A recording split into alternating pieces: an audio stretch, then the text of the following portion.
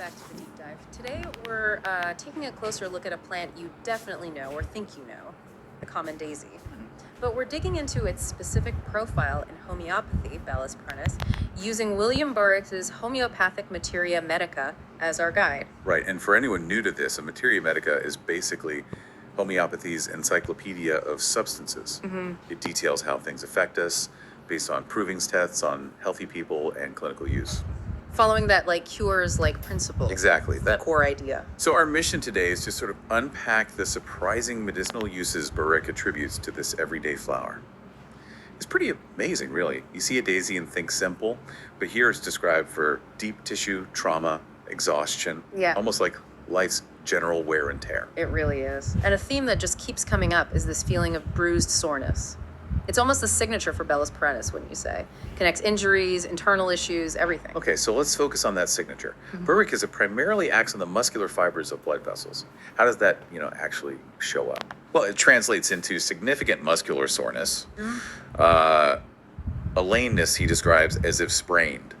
It's presented as really key for injuries affecting deeper tissues, especially after major surgery. Think recovery room. Ah, okay. Post-op. Makes sense. Yeah, and also for venous congestion from mechanical causes like standing all day, and of course sprains and bruises, but specifically when there's that really intense soreness.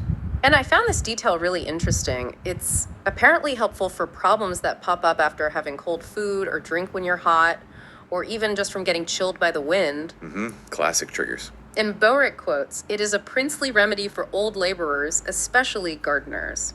That really paints a picture, doesn't it? It absolutely does. It's a- It suggests something for that built-up strain from physical work and, just being out in the elements. This focus on deep soreness and environmental triggers is quite specific. So how does this general picture translate to specific parts of the body? Let's start at the top with the head. Okay, so for the head, you see that same bruised soreness idea. Headaches coming from the back of the head, the occiput up to the top. Vertigo, especially in older people.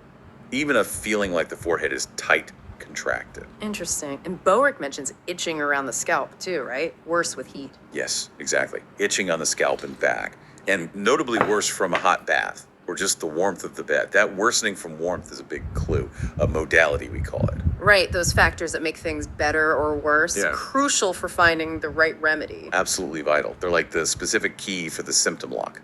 Now for female symptoms, it's indicated for engorged breasts and uterus, varicose veins during pregnancy. Okay. This really unique one, an inability to walk during pregnancy, plus a feeling like the uterus is sore, as if squeezed. Oof, that sounds intense, especially during pregnancy. What about sleep? Any patterns there?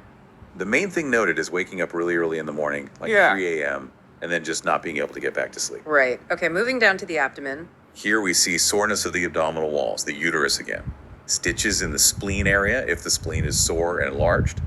Also a type of diarrhea, yellow, painless, foul-smelling, of course at night, and general bloating, rumbling.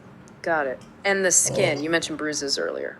Yeah, skin covers things like boils, sometimes described as boils all over. Ecchymosis, that's the technical term for bruising and swellings that are super sensitive to touch. Varicose veins pop up again too, specifically with that bruised, sore feeling. So we've got the skin. Does this bruised soreness extend to limbs and joints too? Say after hard work. Oh, definitely. Big focus on sore joints, general muscle soreness. There's itching mentioned on the back and the inside bend of the thighs, pain down the front of the thighs. Okay. Boericke also lists railway spine, which was an old term for back injuries from jarring, like you'd get on early trains with poor suspension, and sprains, always with that significant soreness. Right. Oh, and a weird one, a feeling of contraction in the wrist, as from an elastic band around the joint. Huh. Specific. So beyond the symptoms themselves, these modalities seem really key for Bellis. What are the main ones again? The big ones are symptoms tend to be worse on the left side, worse from hot baths and the warmth of bed, we mentioned that. Also worse before storms, and interestingly, worse from cold bathing or cold wind too. So sensitivities to both heat and cold exposure in different ways. That pattern seems quite distinct. How does Bellis Perennis stack up against other remedies used for similar things, like injuries? Good question. It's often compared to arnica, which is maybe more famous for general trauma, or hamamelis for vein issues. But the differentiator for Bellis is usually that very deep bruised soreness, almost down to the bone feeling, combined with those specific modalities, like the heat aggravation, That helps narrow it down. And the dosage Boericke mentions. He lists it being used from the tincture, which is the raw herbal extract, up to the third potency. In homeopathy, potency refers to the dilution process, which is believed to amplify the remedy's effect. It really is, well, quite remarkable when you lay it all out. Summarizing this dive, it's kind of amazing that such a common, unassuming little flower like the daisy could have such precise and diverse applications described within this system. Definitely more than meets the eye. It really is. It makes you think, doesn't it, about how much detailed observation and sort of accumulated knowledge can reveal hidden depths in ordinary things all around us. Absolutely. So maybe the thought to leave you with is, how often do we overlook the potential power or complexity in the everyday? Perhaps it's a nudge to look a bit closer at the familiar things in our world.